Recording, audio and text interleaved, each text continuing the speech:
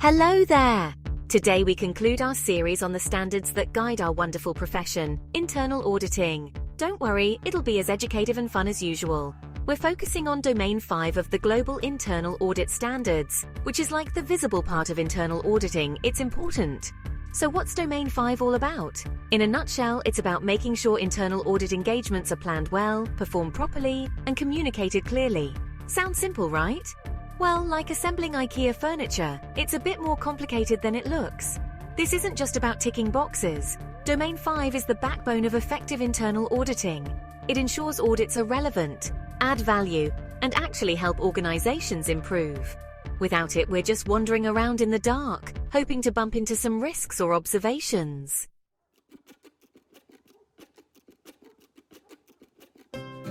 Principle 13. Plan engagements effectively. Internal auditors plan each engagement using a systematic, disciplined approach. Planning makes perfect, but only if you do it right. This principle is like that friend who plans their outfit a week in advance. They're prepared for anything. First up, we've got Standard 13.1, Engagement Communication. This standard says internal auditors must establish clear communication protocols, objectives, scope, and timing before starting an engagement with management. Subsequent changes must be communicated with management timely.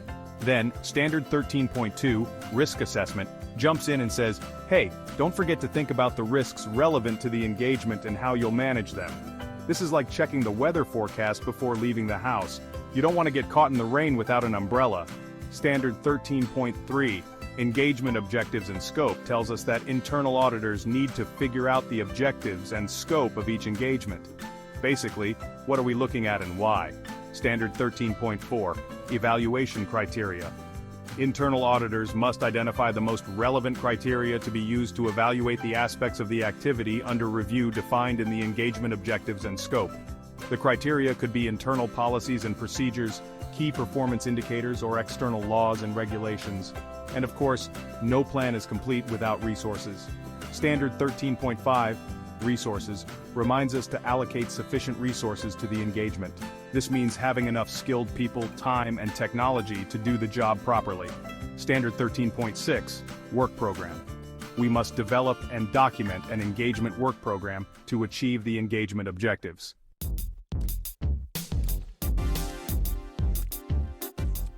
Principle 14. Conduct engagement work. Getting your hands dirty with engagement work. Now that we've got our meticulous plan, it's time to roll up our sleeves and get to work. Principle 14 is all about conducting the actual engagement, where internal auditors implement the engagement work program to achieve the engagement objectives. But it also acknowledges that sometimes life throws you a curveball. So it says it's okay to adjust the plan if needed, as long as you document the reasons and get approval. Next up, Standard 14.6, Engagement Documentation, tells us to document everything. Think of it like leaving a trail of breadcrumbs. We need to be able to show our work and how we reached our conclusions. Finally, implementing the work program involves key activities covered under Principle 14, Standard 14.1, Gathering information for analyses and evaluation, Standard 14.2, Analyses and potential engagement findings, Standard 14.3, Evaluation of findings, all about making sure the information we collect and analyze is reliable and relevant. We don't want to build a case on hearsay and rumors, do we? Standard 14.4, Recommendations and Action Plans. Internal auditors must determine whether to develop recommendations, request action plans from management, or collaborate with management to agree on actions.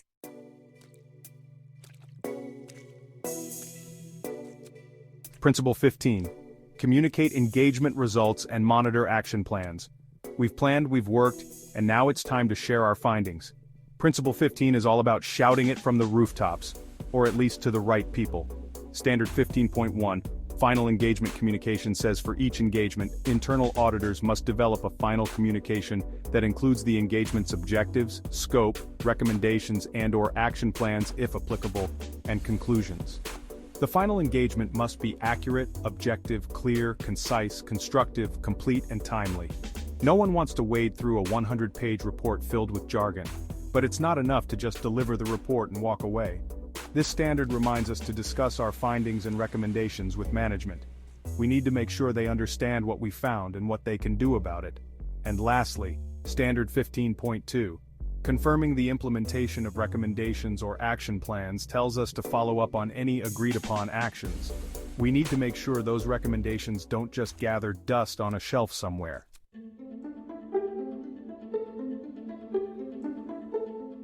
Real-world practical example. Because theory is great, but practice is better. Let's say you're auditing the expenses of a sales team. Principle 13 says you need a plan. This means defining your objectives. Are you looking for fraudulent claims or just inefficiencies? You also need to determine the scope. Will you be looking at all expenses or just a sample? Principle 14 comes in when you start examining those expense reports. You'll need to document your procedures, analyze the data, and identify any red flags. Finally, Principle 15 is all about communicating your findings.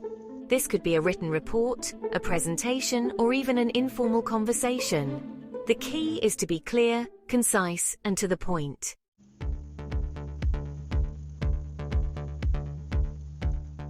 The bottom line, why all this matters for a better tomorrow. So, there you have it, Domain 5 in all its glory. It may seem like a lot of requirements, but trust me, it's all in the name of good governance. By following these principles and standards, internal auditors can help organizations identify and manage risks, improve operations, and achieve their objectives. Think of it this way, Domain 5 is like the unsung hero of the business world, quietly working behind the scenes to enhance an organization's ability to serve the public interest. And that's something worth celebrating, even if it doesn't involve confetti and cake. Want to learn more? Visit the Institute of Internal Auditors official site for the complete Global Internal Audit Standards. If you have not seen the videos for Domain 1, 2, 3, and 4, please check them out in the description box below. Please subscribe, like, and share.